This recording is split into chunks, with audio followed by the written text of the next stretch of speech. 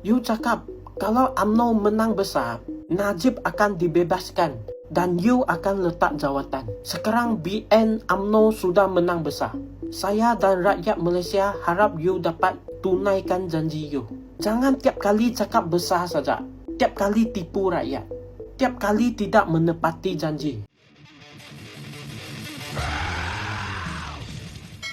Zaman dulu boleh sembarangan cakap, boleh cakap besar sebab dulu tak ada media sosial.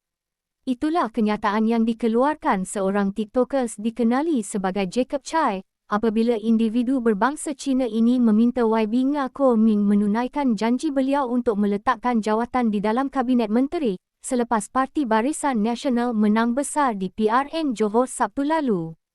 Menerusi video berdurasi 1 minit 15 saat itu, TikTokers ini mengingatkan YB Ngah Ming supaya jangan hanya cakap kosong dan berharap ahli parlimen Teluk Intan tersebut dapat menunaikan janjinya kepada rakyat.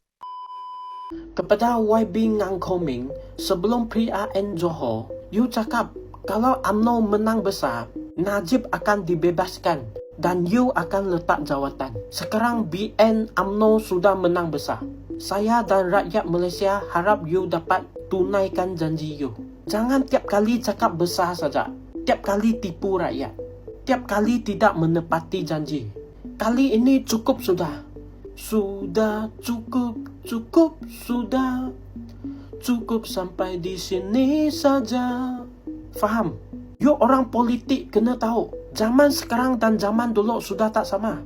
Kalau zaman dulu, you boleh seberangan cakap. You boleh cakap besar. Sebab masa itu belum ada sosial media. Tapi zaman sekarang sudah maju.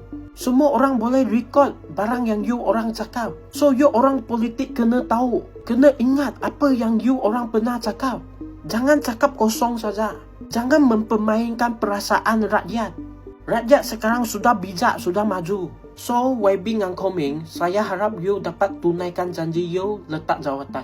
Inilah kali terakhir untuk you buktikan you adalah pemimpin yang boleh dipercayai.